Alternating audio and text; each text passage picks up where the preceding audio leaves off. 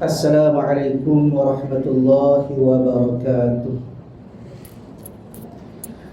A'udzu billahi minasyaitonir rajim. Bismillahirrahmanirrahim. Alhamdulillahi rabbil alamin.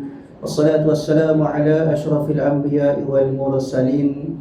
Sayyidina maulana wa nabiyyina wa habibina wa syafi'ina wa qudwatina wa uswatina Muhammadin sallallahu alaihi wasallam wa ala alihi wa ashabihi ajma'in. اللهم فقهنا في الدين وافتح علينا فتوح العارفين واجعل أعمالنا خالصة لوجهك الكريم يا أرحم الراحمين. اللهم افتح علينا حكمتك وانشر علينا من خزائن رحمتك يا أرحم الراحمين. رب اشرح لي صدري ويسر لي أمري واحلل عقدة من لساني يفقهوا قولي والحمد لله رب العالمين آمين. قال المصنف رحمه الله تعالى ونفعنا وإياكم بعلومه في الدارين آمين. Alhamdulillah, pertama dan selamanya marilah sama-sama kita panjatkan setinggi-tinggi kesyukuran kita kehadrat Allah Subhanahu wa taala, kerana pada malam ini Allah taala masih lagi memberikan kesempatan kepada kita, diberikan oleh Allah Subhanahu wa taala daripada segala nikmat yang dikurniakan oleh Allah kepada sekalian hamba-Nya, termasuklah daripada dua nikmat yang terbesar, iaitu daripada nikmat iman dan juga nikmat Islam. Kemudian nikmat sihat tubuh badan, boleh pakat buat amal ibadat kepada Allah Ta'ala dengan sempurna. Kemudian nikmat kesempatan masa, ada masa boleh pakat hadir ke rumah Allah Ta'ala, dia boleh pakat mai ke balasah. Alhamdulillah malam ni penuh, rapat tangga malam ni, Alhamdulillah.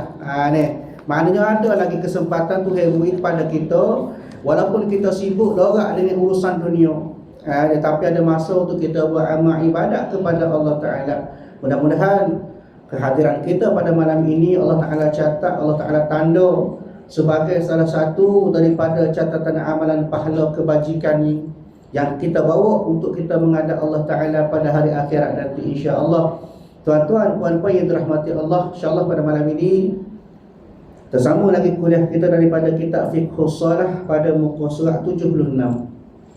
Kita masih lagi sedang berada ataupun sedang dalam perbincangan tentang perkara-perkara sunat yang dilakukan bila mana kita sedang berwudu. Tuan-tuan dirahmati oleh Allah, apa yang perlu kita faham bahawasanya dalam bahagian fiqh, bila sebut ibadat sunat dia ada tiga. Yang pertama, ibadat sunat muakkad. Maksudnya perbuatan sunat yang sangat-sangat dituntut, dan bila kita buat boleh pahala. Walau bagaimanapun tak berdosa kita tinggal sebab benda sunat. Namun bila mana adanya dikatakan sebagai muakkad, maka sangat-sangat dituntut. Bahkan sunat-sunat muakkad ini antara sunat-sunat yang sentiasa dilakukan oleh Rasulullah sallallahu alaihi wasallam secara istiqamah. Kepada contohnya antaranya seperti mana kita semaya Jumaat, kita azan, kita iqamah, kemudian kita baca surah lain lepas pada kita baca Fatihah dalam semaya itu sunat muakkad juga. Di sini disebut dalam kitab Usul Fiqh Al-Islami yang dikarang oleh Syekh Wahbah Az-Zuhaili rahimahullahu taala. Macam tu yang dikatakan sebagai sunat muakkad, sunat yang sangat-sangat dituntut. Yang kedua, sunat yang tidak muakkad. Maknanya sunat tapi tak disyariatkan sebagaimana hak muakkad tadi. Sunat juga tapi tak terlalu digalakkan. Tapi walau bagaimanapun kalau buat boleh pahala. Dia. Gapo dia antaranya kita semaya solat sunat 4 rakaat sebelum asar. Dia. Muakkad juga dituntut juga. Sunat juga tapi tidak dituntut. Dia begitu juga puasa pada hari Senin dan Khamis setiap minggu. Senin Khamis itu sunat tapi tak muakkad. Muakkad ni wa huwa muhimmun alaihi, yang lebih penting, yang lebih diutama. Walau bagaimanapun semua itu tak termasuk dalam sunat berlaku. Bila sebut sunat, sebut amal isbulillah, bila sebut sunat maka buat boleh pahala, tinggal tak dosa. Itu maksud sunat. Maka para ulama rahimahullahu ta'ala, antara kepentingan ataupun muhimun, galakan daripada Allah Subhanahu wa taala berkenaan dengan wudu, walaupun dia sunat tapi disebut dalam Al-Quran berkenaan dengan ibadat tersebut. Bagaimana Allah Taala sebut surah Al-Maidah, Bismillahirrahmanirrahim, ya ayyuhalladzina amanu idza qumtum ilas shalah faghsilu wujuhakum wa aydiyakum ilal marafiq wamsahu bi ru'usikum wa arjulakum ilal ka'bain. Hak ni dikatakan sebagai yang dikatakan sebagai rukun-rukun wudu. Maka bila sebut rukun wudu, sebagaimana kita bincang sebelum ini, dia ada ni 2 kering, 4 basuh. Gapo dia kering, niat dengan tertib, tak payah basuh, tak kena air. Niat tak kena basuh, tertib ikut aturan tak kena basuh. Ada pun 4 hal lain, basuh muka dengan kemudian basuh tangan hingga ke siku, kemudian basuh rambut atau kepala kita tu, kemudian basuh kaki. Itu hak kena air. Maka inilah yang dikatakan sebagai rukun-rukun wudu. Walau bagaimanapun, bagaimanakah disebut satu hadis atas kepentingan Rasulullah sallallahu alaihi wasallam dalam bab jaga wudu ini. Kata Rasulullah sallallahu alaihi wasallam, man tawaddaa fa ahsana al-wudu kharajat khatayahu min jasadihi hatta tukhriju min tahti asfarihi. Nabi sebut siapa-siapa yang ambil wudu kemudian memperelok wudu. Apa maksud memperelok wudu? Bukan setakat kita ambil semua itu biar sempurna. Maksud memperelok wudu kita tambah dengan hak sunat-sunat wudu. Itu dikatakan sebagai memperelok wudu juga. Maka kata Nabi akan keluarlah dosa-dosa daripada badannya, hingga keluar juga dosa-dosa tersebut daripada segala kuku-kuku yang dia ada. Ini sebagai satu muhimun ataupun satu al-hathu ala ikmalil wudu. Dia satu galakan untuk kita comel wudu kita. Bukan setakat buat hal wajib dalam wudu, bukan setakat buat rukun wudu, tapi buat juga ibadat sunat dalam wudu. Bahkan satu ketika berlaku bila mana ada sahabat-sahabat yang ambil air semaya secara sambil lewa. Ada sahabat Nabi ada yang sampai air semaya ni tak sungguh mana. Maka satu ketika takhallafa 'anna Nabi sallallahu alaihi wasallam fi safaratin safarnaha fadrakana wa qad arhaqtana as-salatu wa nahnu natawadda faj'alna namsahu ala arjulina fanada bi'a'la sawtihi wailul lil aqabi minan nari marratain aw thalathan. Nabi sebut dalam hadis, satu ketika Nabi ni satu ketika Nabi lambat dalam perjalanan dia. Satu perjalanan Nabi lambat. Maka satu ketika bila mana Nabi sapa waktu sembahyang nak habis dah. Waktu sembahyang nak habis, maka berhentilah Nabi nak sembahyang. Maka pakai ambil air sembahyang. Ada sahabat ni dia basuh kaki tak sempurna. Maka Nabi tengok, Nabi kata gano? Maka Nabi sebut, Nabi marah dengan suara yang kuat. Nabi kata gano? Celakalah bagi tumit-tumit yang tidak basuh akan masuk neraka. Maka Nabi suruh ambil 2 atau 3 kali. Tengok Nabi, dia tengok ada sahabat ambil air semai tak sempurna, maka dia tegur, celakalah kaki-kaki orang mana masuk neraka. Kaki lagu ni lah. Lagu mana? Kaki yang tak sempurna ambil wudu. Maka Nabi suruh buat kuliah 2 kali ataupun 3 kali. Maknanya Nabi memberi gambaran kepada kita supaya kalau boleh biar sempurna. Berasa tak cukup sempurna sekali, buat lagi 2 kali, 3 kali. Cuma jangan sampai tahap membazir. Dia tidak akan membazir sekiranya kita masih lagi berasa tak sempurna. Kecuali di mana tahta alal adatihi, maknanya lebih pada adat dia, golik dia, maka membazirlah. Nak ke sekolah air masuk tangan berasa tak cuci lagi, itu masuk dapat membazirlah pasal lebih pada adat dia. Yang jadi sini tuan-tuan dirahmati oleh Allah, perlunya untuk kita ambil air semaya dalam keadaan kita ni menyempurnakan wudu kita lah. Baik, muka surat 76 peringatan. Kita sambung pada bahagian ataupun pada bab sunat wudu. Maka kata pengarang kita, berkumur-kumur dan menyeduh air ke hidung. Ni cerita sunat wudu. Antara sunat wudu iaitulah bila mana kita memasukkan air kita, air ke dalam hidung. Maknanya berkumur-kumur dan menyeduh air ke dalam hidung, walaupun sunat dalam mazhab kita. Mazhab ke apa mazhab kita? Mazhab Syafi'i lah. Kadang-kadang bila tanya tak tahu mazhab ke apa dia mau air, kalau tak tahu. ada lagi dia. Tapi bukan tempat kita lah, tempat lain. Jadi mazhab Syafi'i ni ada sepitah lalu siapakah Imam Asy-Syafi'i rahimahullahu taala. Maka Imam Syafi'i rahimahullahu taala nama apa? Abu Abdullah Muhammad bin Idris bin Abbas bin Utsman ibnu Syafi'i ibnu As-Sa'id ibnu Ubaidah ibnu Abdul Yazid ibnu Hashim ibnu Al-Muttalib ibnu Manaf ibnu Qusay ibnu Quraisy. Maknanya dia ni Imam Syafi'i rahimahullahu taala merupakan salah seorang daripada keturunan Quraisy juga, semua Nabi kita jugalah. Maka dia bersambung sanak dengan Nabi mana? Dia start di Abdul Manaf, Abdul Muttalib, Al-Muttalib. Hashim mana keturunan Nabi jugalah ni. Cuma susu galuh dia berbezalah. Tapi keturunan Nabi juga. Bahkan kata ulama rahimahullahu taala, dia lahir di Gaza pada tahun ke 150 Hijrah. Maknanya dia lepas pada Nabi tak ada baru dia ada ni. Dia duduk pada zaman sahabat. Bukan zaman Nabi dia ni. Nabi meninggal. Lepas pada tu baru dia ada. Dan Imam Syafi'i rahimahullahu taala antara ulama fiqh ataupun disebut sebagai mujtahid mutlak. Salah seorang daripada 13 pengasas mazhab. Mazhab tadi kau hang asal ada 13. Selain daripada 4 ada banyak lagi. Mazhab Abu Sufyan pun ada, mazhab Daud Az-Zawahiri pun ada, mazhab daripada 4 mazhab pun ada. 13 semua. Tapi apabila bertahan sampai hari ni 4 mazhab utama. Gapo dia? Dia Syafi'i, mazhab Syafi'i, mazhab Hambali, mazhab Maliki, mazhab Hanafi. Maka ulama sebut juga dia ni meninggal pada tahun 204 Hijrah. Itulah berkenaan dengan Imam Syafi'i. Mana bila orang tanya siapa dia? Kita mazhab ke apa? Boleh jawablah mazhab Syafi'i. Dia faham. Baik. Maknanya komo dia sedu air dalam hidup walaupun sunat dalam mazhab kita, mazhab Syafi'i, tetapi janganlah kita mengabaikannya. Kerana apa? Kerana faedahnya dari segi kesihatan. Mana dari segi kesihatan pun ada faedah juga.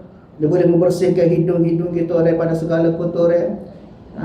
Saintis ayat kan dia kata kebanyakan kotoran yang kita sedut tu banyak hak dekat di bulu hidung kita tu. Dia kadang-kadang toksik dan sebagainya, bau-bau boleh menyebabkan rosak paru-paru, dia tapih dah situ. Maka bila mana kita ambil wuduk, kita masuk air dari hidung, kita hembus keluar semula, maka ada manfaat faedah dia dari segi kesihatan lah. Dan pahalanya adalah amat besar. Maksudnya adalah kerana sebab kita buat benda sunat tu.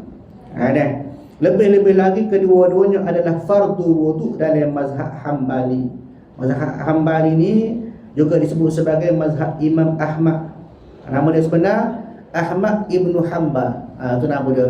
Mazhab Hambali. Kenapa? Kerana dia dikira termasuk dalam bahagian muka. Kalau kita tak jadi fardu. Sebab apa? Pasal dia tu rongga duduk dalam mazhab Syafi'i. Cukup sekadar kita basuh muka duduk luar, tak perlu masuk dalam hidung air. Itu mazhab Syafi'i. Kalau buat juga maka itu sunat. Mazhab Hambali maka kena masuk air ke dalam hidung. Itu fardu wudu je. Justru itu saya gialah juga kita meraihkan pendapat mazhab Hambali. Lagu mana? Supaya selaras dengan kaedah fiqhiyah atau kaedah usul fiqh yang menyebut al-khuruju minal khilafi mustahabun. Apa dia? Maksudnya keluar dari khilaf atau perselisihan pendapat ulama itu adalah digalakkan. Maknanya disunatkan. Maknanya kita meraih. Sebab itu kita kalau boleh dalam 4 mazhab ini kita berpegang kepada mazhab Syafi'i, tapi dalam masa yang sama kita meraihkan pendapat ataupun mazhab orang lain, mazhab imam-imam lain. Sebab apa? Sebab keempat-empat ni betul berlaku. Dia bukan kata mazhab Syafi'i saja yang betul. Dan kita dibolehkan untuk kita meraihkan, dan juga setengah-setengah bab kita boleh dikatakan sebagai kita ambil pendapat mazhab lain. Boleh dengan syarat dibenarkan. Lagu mana? Sebagaimana kita dalam bab puasa. Bab puasa kita mazhab Syafi'i, puasa kena niat tiada malam. Tapi bagaimana kita ambil pendapat daripada Imam Malik. Maknanya bila mana dibenarkan oleh mazhab Syafi'i, maka boleh kita nak amal. Tapi tak boleh pula amal suka-suka. Bab semaya kita nak pergi mazhab Syafi'i, tiba-tiba bab lain kita nak pakai mazhab lain, tak boleh. Dia kena ada mazhab utama kita kena pergi. Jadi kebetulannya di Malaysia ni, di tanah Jawi ini, mazhab sapa kepada kita dengan kitab-kitab dia, dengan guru-guru dia, dengan ilmu-ilmu sapa pada kita adalah daripada mazhab Syafi'i. Maka kita sebaiknya guna mazhab Syafi'i lah. Salah ke mazhab lain? Tak salah. Tapi di tempat kita ni banyak kitab-kitab mazhab Syafi'i, itu guru daripada imam mazhab Syafi'i. Jadi kemudahan pada kita. Tapi tak ada masalah kita nak belajar berlaku pun tak ada masalah. Tapi kita kena bergeser mazhab semata-mata. Supaya apa? Supaya kita ni tak dikira sebagai orang yang mengambil kesempatan atas perangai pak mazhab. Tu. Baik, maknanya tak ada masalah kita nak meraihkan mazhab lain, bahkan disunatkan. Contoh kita kata kita ni pakai mazhab Hambali, kita duduk Mekah. Dia tiba-tiba orang semaya dengan kita, tak si baca doa dulu, kita pun marah ke dia, kata macam-macam ke dia. Sedangkan mazhab berbeza, maka tak boleh lah betul. Kita kena meraih juga. Cuma kita kena ingat ada perbezaan. Kadang-kadang dia sunat, kita wajib. Kadang-kadang dia tak batal, kita batal. Contohnya ke mana? Ada Ismail, kita tepuh orang Tino, maka kita batal. Dia tak batal. Jadi kalau kita pergi pada mazhab Syafi'i, maknanya batal lah. Lebih hebat betul. Berpegang kepada satu mazhab sahaja, tapi kita boleh ambil daripada mazhab-mazhab mana bila mana dibenarkan. Maknanya contoh juga dalam bab ni, dalam bab masuk air dalam hidung ni, maka setengah pendapat berbeza. Syafi'i kata sunat, Hambali kata tadi jadi fardu, mana jadi wajib pada wuduk juga. Kita nak buat tak ada masalah, boleh pahala. Bila sunat boleh pahala lah. Baik.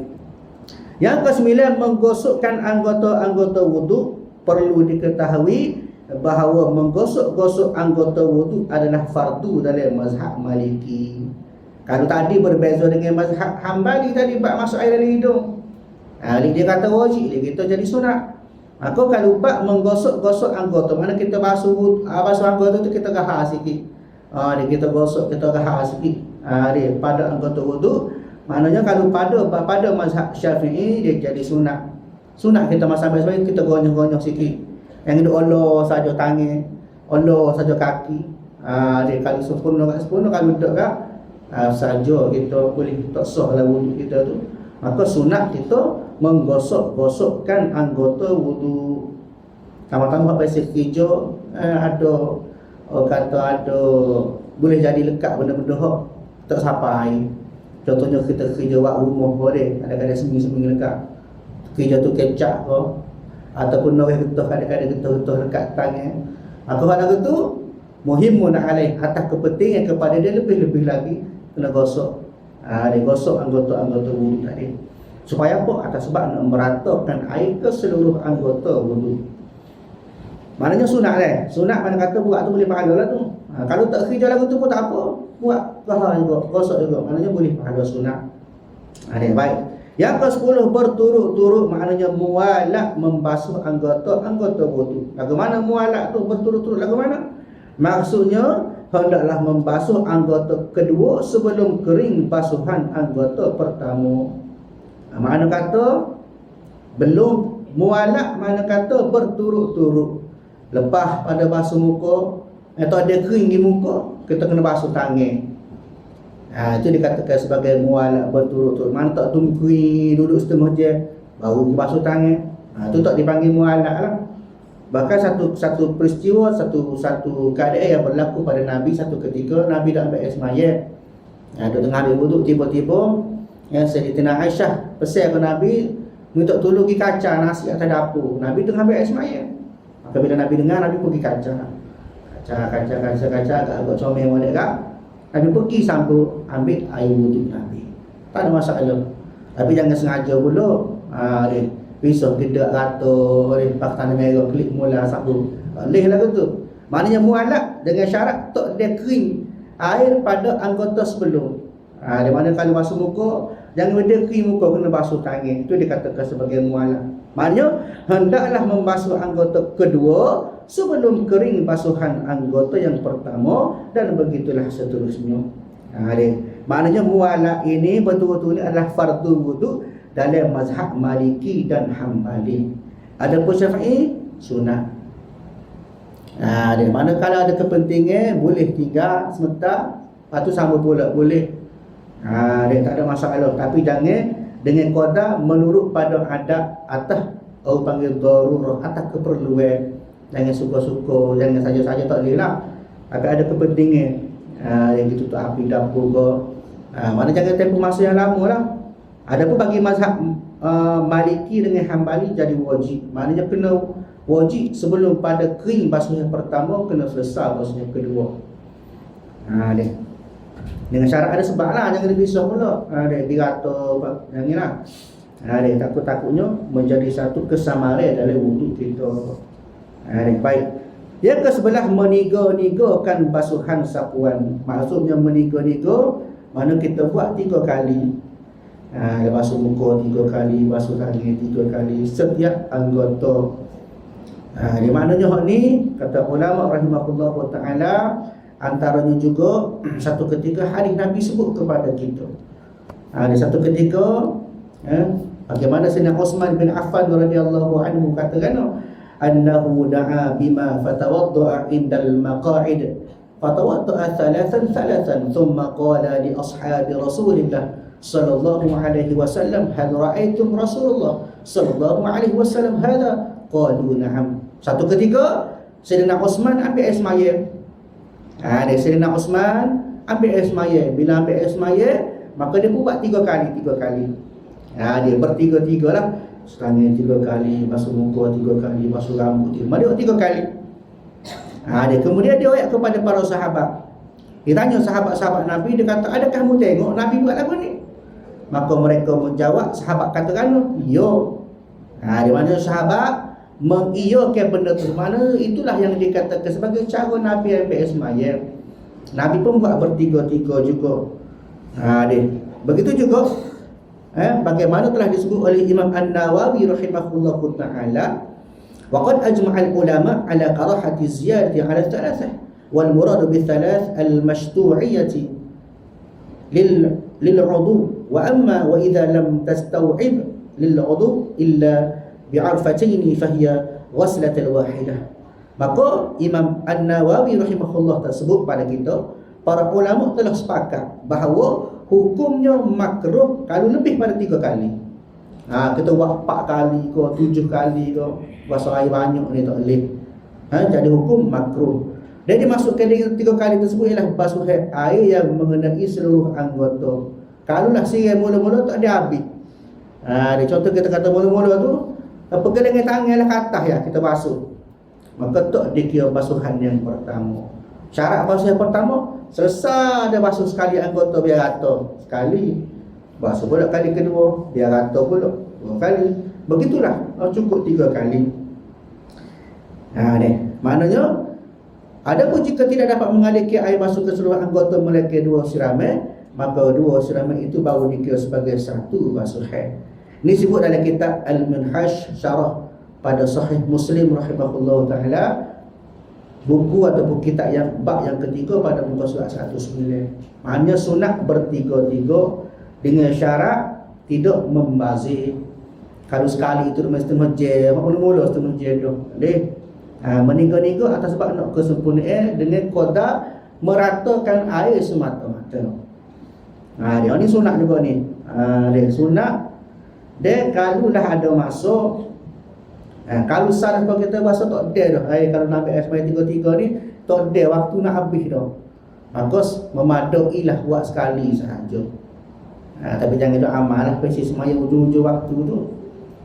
Jangan duk amal. Kecuali ada betul-betul musyaqqah ataupun ada betul-betul kesempitan pada kita. Tapi kalau biasa dalam keadaan biasa, tak sudah amal lah semaya ujung-ujung waktu tu. Kadang-kadang nak gabung, semaya ujung ngorek semaya. Sebab apa? Misalnya boleh maya solat. Ada yang lagu tu, tapi bukan tempat kita lah, tempat lain. Dia kapur ni maknanya dia buat amal lagu tu. Sebab apa? Bimbang risau-risau takutnya tak ada sampai ujung waktu kita tak ada. Kena ingat molek. Sesuatu yang bersoal apa untuk semaya pada awal waktu. sedangkan ada masa untuk musmayang. Maknanya tidak digalakkan ataupun memadaklah sekali jika kita kesempitan waktu ataupun tak ada air dan sebagainya, maka tak ada masalah buat sekali. Ada kalau ada kelebihan, ada peluang, boleh buat apa 3 kali, maka buatlah. Sebab apa? Sebab sunat. Baik. Yang kedua belah melebihkan sedikit hak atau kawasan basuhan atau sapuan anggota daripada batas fardu. Hak ni dikatakan sebagai satu keadaan kita ikhtiar. Kita cuma takutnya apa? Takutnya kita buat cukup-cukup, takutnya tak kena. Contoh kita kata hukum yang dikatakan sebagai membasuh kedua tangan, iaitulah daripada tangan sampai ke siku. Kita berbuat cukup-cukup sampai ke siku, berbenda molek. Tiba-tiba di belakang siku kering, tak sapa. Maka sunat kita lebih daripada hak siku. Dia tambah-tambah bagi orang yang berjemaah. Kenapa? Takut-takut tak sapa pada hak itulah. Maka sunat lebih. Bila sunat boleh pahala. Bukan setakat nak dapatkan kesempurnaan ataupun sah wuduk, bukan boleh pahala juga. Dia maknanya lebih sikit. Lebih sikit pada hak wuduk tersebut. Yang ketiga belah membaca doa ini semasa membasuh muka. Dia bila-bila kita basuh muka tu kita baca doa apa? Allahumma bayyid wajhi binurika yawma tabyaddu wujuhu awliyaika wa la tusawwid wajhi bidhulumatika yawma taswaddu wujuhu a'daika. Yang bermaksud artinya kepada ya Allah, putihkanlah mukaku dengan nurmu pada hari yang putih segala muka para walimu. Ni doa supaya kita jadi cerah. Ini yang dikatakan sebagai ada nur di sisi Allah Ta'ala. Bila mana kita baca doa untuk kita cerahkan wajah, sebab kita ambil wuduk, maka esok pada hari akhirat tu heceh dia ni raja BS maya. Sebab apa? Ada nur, ada cahaya di muka. Dia maknanya muka tu dekat berseri, walaupun tidak putih sepore pun jadi sedap kelih muka kita. Tenang tengok muka. Sebab apa? Ada nur. Dia ada cahaya lebih-lebih lagi di sisi Allah Ta'ala pada hari akhirat esok. Sebagaimana para walimu, mana pada para orang-orang dekat dengan Allah Ta'ala. Dan janganlah mu menghitamkan mukaku dengan kegelapan-kegelapan kemurkaanmu pada hari yang hitam segala muka musuh-musuhmu. Doa yang baik, doa yang bagus untuk kita buat, kita amal. Supaya apa? Supaya ada nur pada wajah kita. Dia biar bersih. Lepas tu kadang-kadang setengah orang tu kita boleh tengok lah ke mana muka orang semaya, muka orang tak semaya.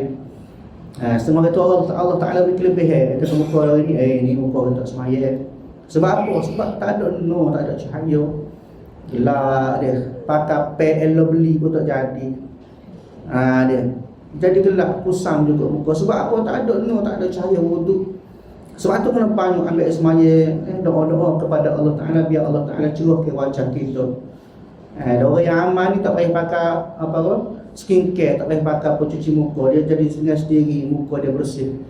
Dia wajah dia ada cahaya, kita kelih pun tak selalu.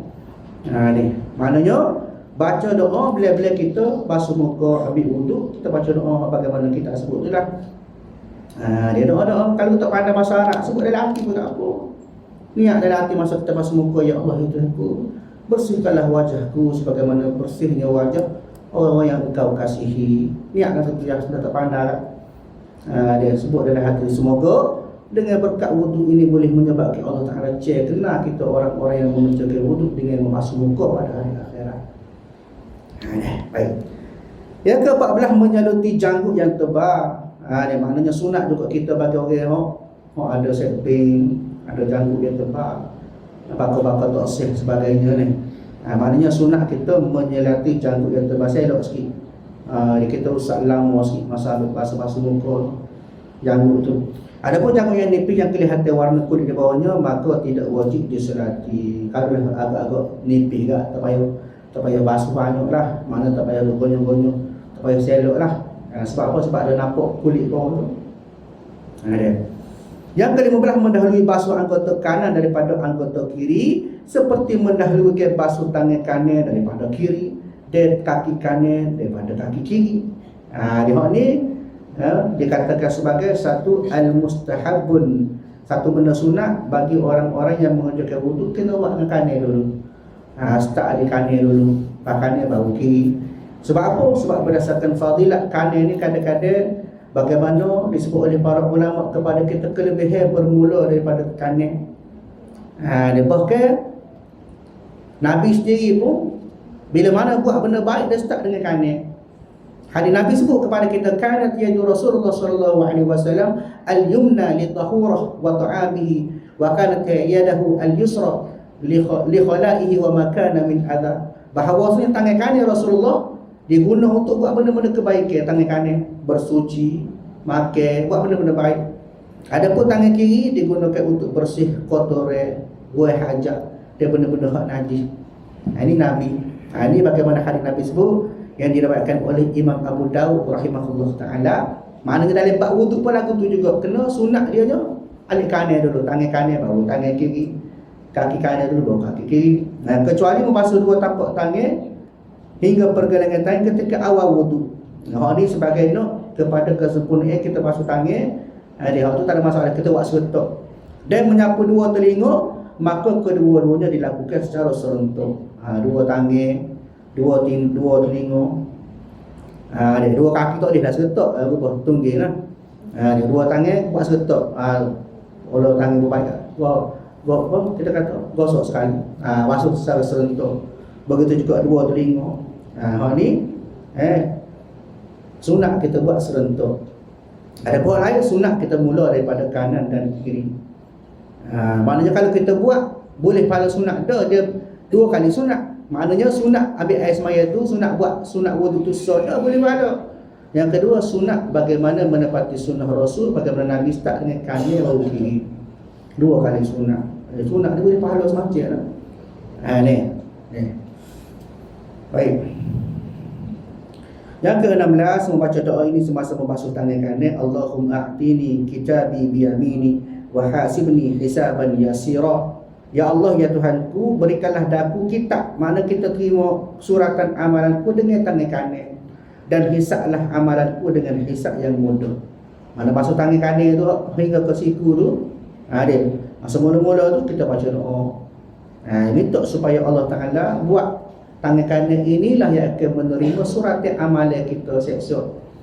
Kenapa? Kerana bagaimana Allah Ta'ala sebut dalam Quran, fa amma man utiya kitabahu biyamini fayaquluha